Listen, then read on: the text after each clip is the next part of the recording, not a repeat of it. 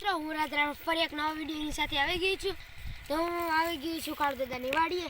ત્યાં હું તમને જે વસ્તુ બતાવવાની છું. તો અહીંયા તો તુર આવી ગયેલું હોય, પછી જે તેનું લાકડું હોય ને તે અહીંયા ભેગું કરવામાં આવ્યું છે. તેને હવે સળગાવીને ચા પાણી પીસીએ. ચાલો આગળ છે. અહીંયા માલ ઢોર છે, ગાય ને પાડીઓ ને બધું છે. અને આવડે આગળ ગયું છે. આના બળતણ કહેવાય અમારી ભાષામાં.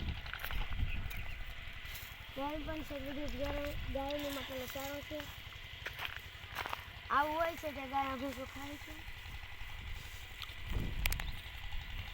આ ઘઉંનો કચરો લાગે, ઘઉં થોડાક છે એટલે લાગે.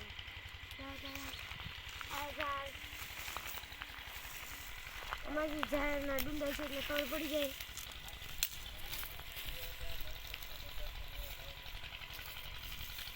સનેડો પણ છે. અહીંયા નાની એવી ઝૂંપડી તો બનાવી, પણ એમાં નાળિયેરી સામે મોટી બધી છે. તેના પાંદડા હોય તે મેકવા આવ્યા છે. બચી ગયો.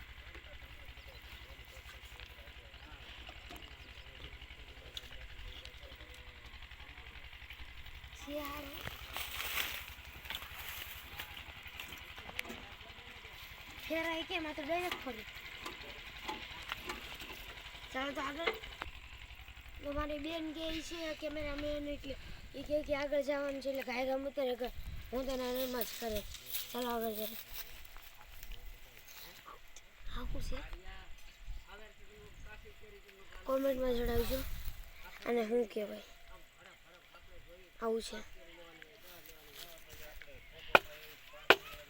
તો એટલાના શાક બકાલું આવ્યું છે. ટમેટી છે, ટમેટી પણ છે.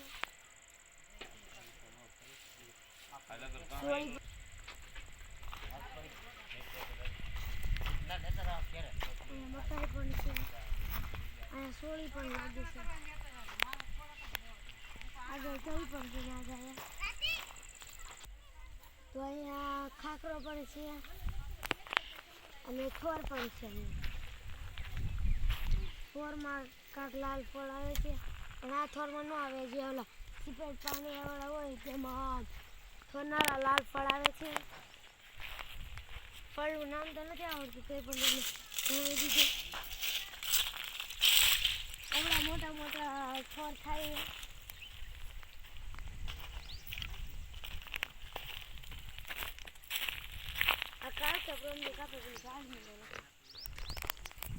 ચાલો આગળ જાય. આગળ તમે જોઈ શકો છો લીમડો પણ છે,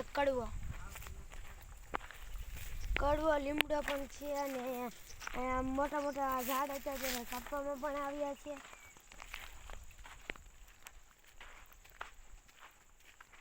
ચાલો તો એમ પકા વાવી ગયું દેખાય શું છે તે ખબર નથી પડતી. મારી ખબર કાઢવા તમારે મારી ખબર કાઢવા આવવું પડે. ઝાડ પણ છે.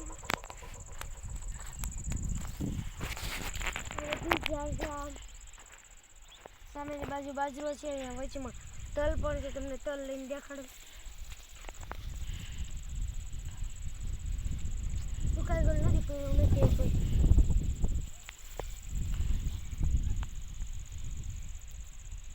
આ પ્રકાર કાંક હોય છે, ખુલતું પણ નથી. આની અંદર કાંક આવું હોય છે. આ તાલ તમને દેખાતા હોય તો ચાલો આગળ જઈએ.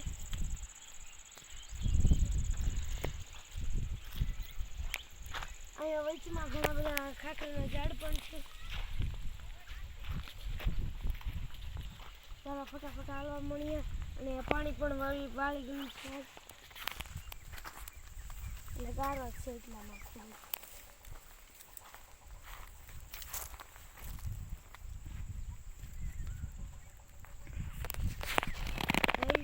આ એટલામાં લખાય તલ જ છે. ઓલપા આંબાનો બગીચો છે, ત્યાં નારિયેળી પણ છે. અહીંયા પણ નારિયેળી છે. મોટા મોટા આંબાના આંબા પણ છે ને બગીચા પણ છે.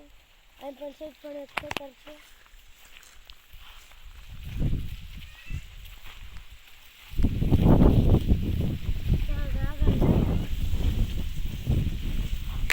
આ વાડીની પણ મેં તમને લગભગ શેર કરાવી છે.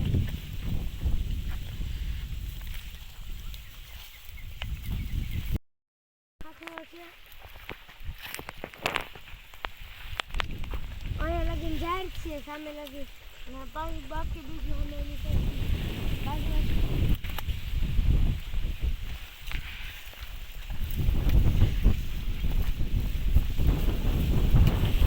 પવન કેવો આવે આખા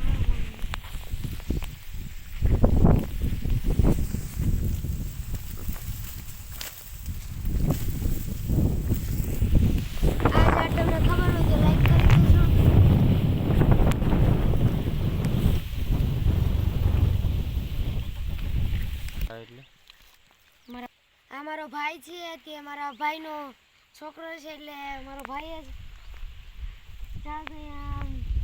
તાર બાંધી ગયેલા છે અર્થમાં. સામેની બાજુ શરીરો પણ છે.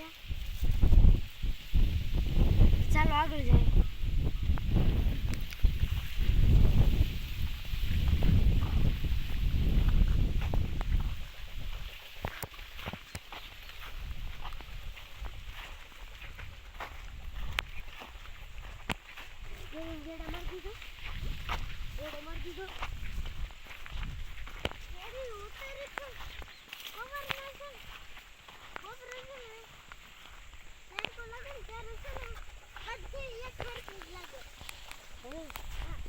ઉતારી કે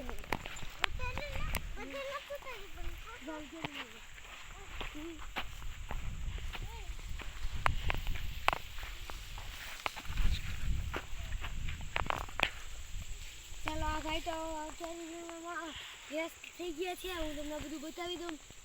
અહીંયા 3-4 અહીંયા આંબા છે અને તેમાં કેરી ઘણી બધી આવી છે. ફાલ સારો છે આમનો કાળો નતર. ચાલો આ ભાઈ મારે આટલું કેરી વીણીને લઈ આવે. કાચી છે પણ પાકી નથી ભાઈ. જો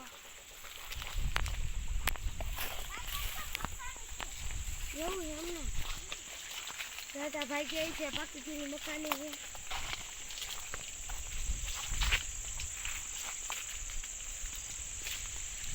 અહીંયા પક્ષી આવતા હોય ને તે અડધી પાડી નાખે છે, અડધી પવન એવું કાંક છે.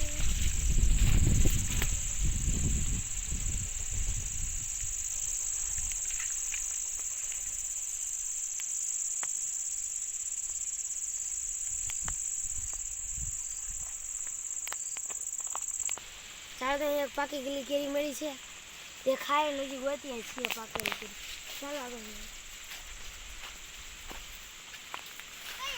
અહીંયા પણ એક કેરી પડી છે.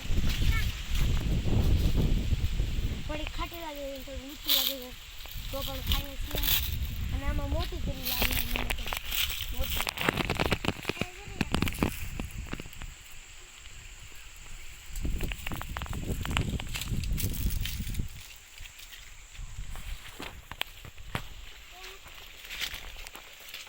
વાહ પાકલ કેરી છે હો ભાઈ, પાકલ છે.